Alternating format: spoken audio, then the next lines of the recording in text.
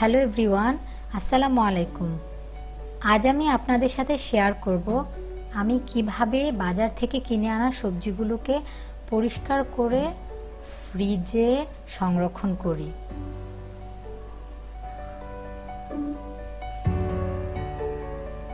আমি প্রায় অনেক ধরনের সবজি কিনে এনেছি, তো এগুলোকে আমি প্রথমে ধুবো এবং কিভাবে আমি ওয়াশ করি সেটি আমি আপনাদের সাথে শেয়ার করব।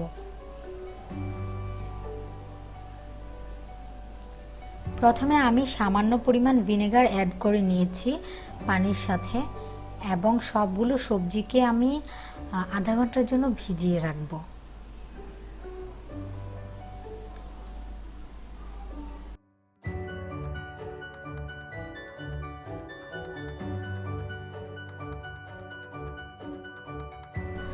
তো আমার আধা ঘন্টা হয়ে গেছে।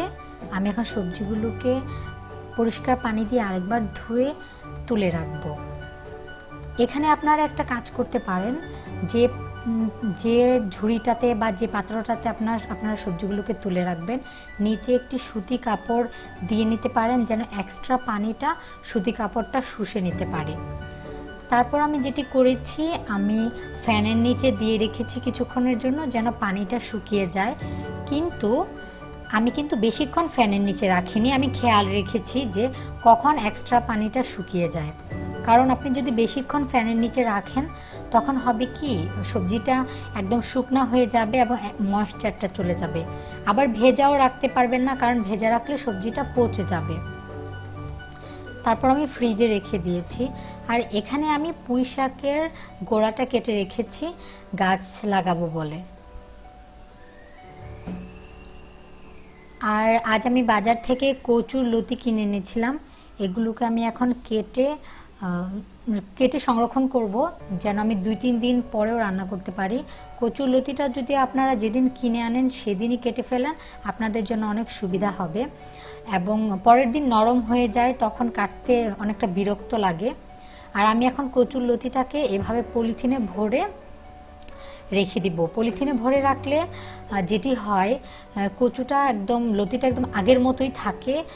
এটিকে আপনারা চাইলে 3-4 দিনের মতো রেখে সংরক্ষণ করে খেতে পারবেন, একদম আগের মতোই থাকবে, ফ্রেশ থাকবে।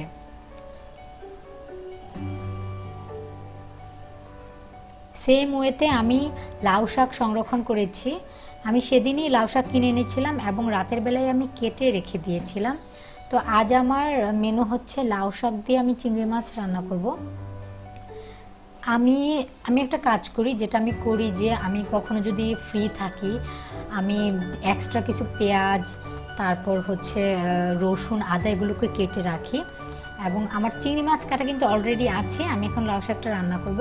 তো যেটি বলছিলাম, আমি পেঁয়াজ কুচি, আদা রসুন কুচি এগুলোকেও বক্সে ভরে ডিপ ফ্রিজে রাখি, যেন আমার পরের দিনের রান্নাটাতে সময়টা কম লাগে, যেন আমি কখনো যদি তাড়াহুড়াও থাকে, হুট করে যেন আমি রান্নার কাজটা সেরে ফেলতে পারি।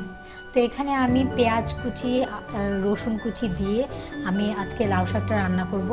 এগুলোকে হালকা করে ভেজে নিচ্ছি। আমি ভেজে সব ধরনের মশলা যেমন হলুদ, মরিচ, জিরে গুঁড়ো, ধনিয়া গুঁড়ো সব কিছু দিয়ে আমি পেঁয়াজটাকে ভালো মতো কষিয়ে নিব এবং তারপর আমি ভালো মতো যখন কষানো হয়ে যাবে, আমি চিংড়ি মাছ দিয়ে দিব। কাঁচামরিচও অ্যাড করেছি আমি। মশলাটা যত ভালো কষানো হবে আপনার রান্নাটা তত মজা হবে। আমি চিংড়ি মাছটা বেশি ভাজবো না, হালকা একটু ভেজে চিংড়ি মাছটাকে আমি সাথে আলু অ্যাড করতে চাচ্ছি, তো আমি আলুটা দিয়ে দিব। আলু দিয়ে দিলাম, হালকা করে নেড়ে চেড়ে আলুটাকে ভেজে আমি আলুটাকে যখন ভাজা হয়ে যাবে, কষানো হয়ে যাবে, আমি শাকগুলো দিয়ে দেব। লাউ শাক আমার একটা পছন্দের খাবারের মধ্যে একটা অন্যতম সবজি। তো লাউ শাকটা আমি খুব পছন্দ করি, সেজন্য আমার এটা রান্না করতেও খুব ভালো লাগে। খুব ভালো পারি তা না, তবে চেষ্টা করি ভালো রান্না করার জন্য। এখন আমি লাউ শাক দিয়ে দিলাম। পুরো রান্না দেখাইনি, ব্যাস আমার লাউ শাক রান্না হয়ে গেল। মজা হয়েছে লাউ শাকটা। যেহেতু আমি ব্লগটা পরের দিন এডিট করছি, সেজন্য আমি আপনাদেরকে রিভিউ দিতে পারছি। আর আমি এখানে বেগুন চচ্চড়ি করেছি চিংড়ি দিয়ে। আজ দুপুরের লাঞ্চ দুটো আইটেমই ছিল। আর যেটি হচ্ছে আমি ভিডিওর শুরুর দিকে আমি দেখিয়েছিলাম যে আমি পুঁইশাকের গোড়াগুলো কেটে রেখেছি, এখন আমি এগুলোকে লাগাবো। অবসর টাইমে আমি একটু গার্ডেনিং করি, যেহেতু আমি এখানে নতুন বাসায় এসেছি তো অনেক জিনিসই আমার কাছে নাই, তার উপর লকডাউনে পড়ে গেছি, লকডাউনের জন্য টব কিনতে পারছি না। যেহেতু আমার বাগান করাটা, গাছ লাগানোটা পছন্দ, তো আমি তো আর এভাবে বসে থাকবো না, কারণ এমনিতেই লকডাউনে আমরা সবাই একদমই ফ্রি আছি। সেজন্য আমি চেষ্টা করি যে এভাবে যেটাই পাই, বোতল বস্তা সব কিছুতে মিলিয়ে সবজির কাটা অংশ এগুলোকে মিলিয়ে গাছ লাগানোর। তো একটা মরিচ গাছ কিনেছিলাম আমি, আবার সেদিনকার টবও কিনেছিলাম। মরিচ গাছটা আমি টবে প্লেস করেছি, বাকিগুলো আমি এভাবে করে লাগিয়েছি। আপনারাও চাইলে এভাবে লাগাতে পারেন। আসলে বাগান করাটা কিন্তু একটা আনন্দের বিষয়, খুবই ভালো লাগে। বাগান করলে মনটা অন্যরকম হয়ে যায়, গাছেদের সাথে কিছু টাইম স্পেন্ড হয়। প্রকৃতি কিন্তু আমাদের মাইন্ডকে হিল করতে পারে। আপনার যদি কখনো মন খারাপ হয়, আপনি একটু বাইরে যদি আকাশের দিকে তাকান, গাছের নিচে যান, সবুজ প্রকৃতির কাছে যান, আপনি দেখবেন অটোমেটিক আপনার মন খারাপটা দূর হয়ে গেছে। তো প্রকৃতির কিন্তু ওই পাওয়ারটা আছে, মানুষের মনকে হিল করার, হিলিং পাওয়ার, যেটা মানুষের মন ভালো করে দেয়। সেজন্য আসলে আমাদের উচিত বেশি করে যেন আমরা সবুজ গাছপালার সংস্পর্শে থাকি, প্রাকৃতিক পরিবেশে থাকি।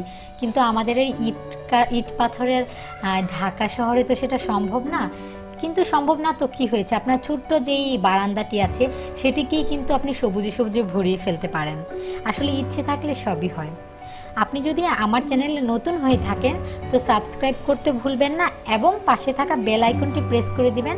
আজকের মতো এতটুকুই, আল্লাহ হাফেজ।